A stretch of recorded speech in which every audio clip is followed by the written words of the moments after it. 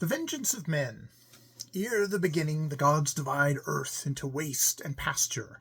Pleasant pastures they made to be green over the face of the earth. Orchards they made in valleys and heather upon hills. But Harza they doomed, predestined and foreordained to be a waste forever. When the world prayed at evening to the gods, and the gods answered prayers, they forgot the prayers of all the tribes of Armin.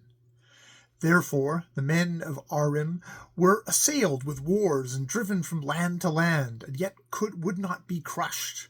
And the men of Armin made them gods for themselves, appointing men as gods until the gods of Pegana should remember them again. And their leader, Yoth and Haneth, played the part of gods and led their people on through every tribe assailed them, though every tribe assailed them. At last they came to Harza, where no tribes were, and at last had rested from war. And Yoth and Haneth said, "The work is done, and surely now Pegana's gods will remember."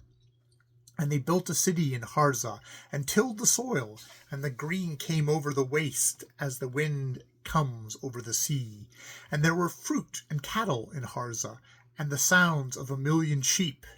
There they rested from their flight from all the tribes, and builded fables out of all their sorrows, till all men smiled in Harza, and children laughed. Then said the gods, "Earth is no place for laughter." Thereat they strode to Pegana's outer gate, to where the pestilence lay curled asleep, and waking him up, they pointed towards Harza, and the pestilence leapt forward, howling across the sky. That night he came to the fields near Harza, and stalking through the grass, sat down and glared at the lights, and licked his paws, and glared at the lights again.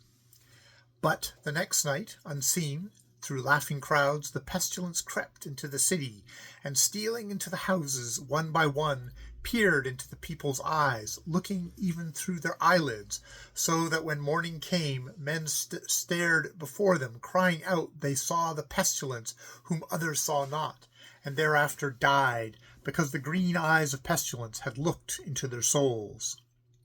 Chill and damp was he, yet there came heat from his eyes that parched the souls of men.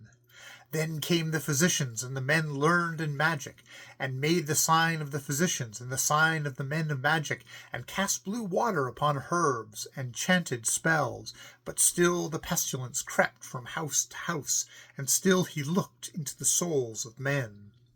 And the lives of the people streamed away from Harza, and whither they went is set in many books. But the pestilence fed on the light that shines in the eyes of men, which never appeased his hunger. Chiller and damper he grew, and the heat from his eyes increased, when night by night he galloped through the city, going by stealth no more.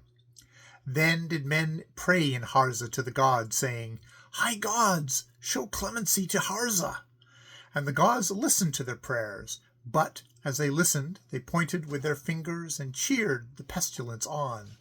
And the pestilence grew bolder at his master's voices, and thrust his face close up before the eyes of men.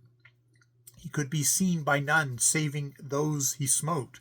At first he slept by day, living in misty hollows, but as his hunger increased, he sprang up even in sunlight, and clung to the chests of men, and looked down through their eyes into their souls that shriveled, until almost he could be seen dimly, even by those he smote not.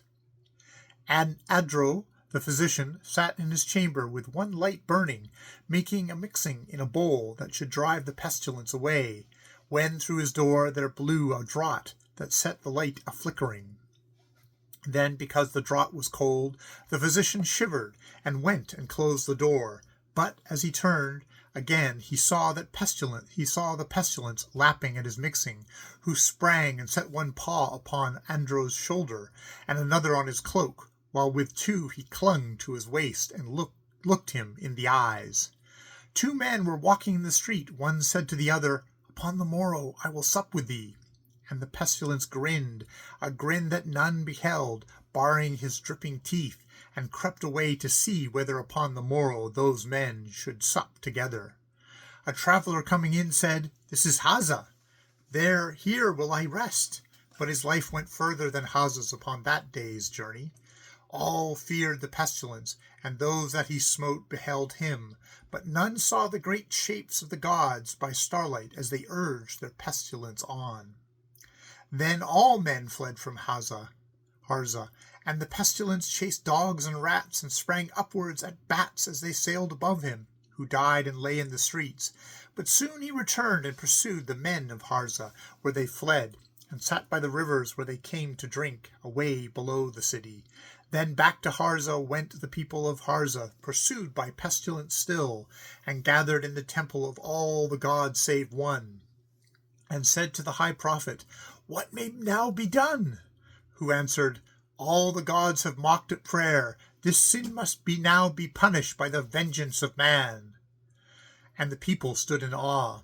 The high prophet went up to the tower beneath the sky, whereupon beat the eyes of all the gods by starlight. There in the sight of the gods he spake in the ear of the gods, saying, "High gods, ye have made mock of men. Know therefore that it is writ in ancient lore and found by prophecy that there is an end that waiteth for the gods, who shall go down from Pagana in galleons of gold, all down the silent river and into the silent sea, and there their galleons shall go up in mist, and they shall be gods no more. And men shall gain harbour from the mocking of the gods at last in the warm, moist earth.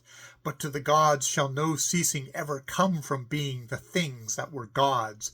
When time and worlds and death are gone away, naught shall remain but worn regrets and things that once were gods. In the sight of the gods, in the ear of the gods." Then the gods shouted all together and pointed with their hands at the high prophet's throat, and the pestilence sprang. Long since the high prophet is dead, and his words are forgotten by men. But the gods know not yet whether it be true that the end is waiting for the gods, and him who might have told them they had slain. And the gods of Pagana are fearing the fear that hath fallen upon the gods, because the vengeance of men. For they know not when the end shall be, or whether it shall come.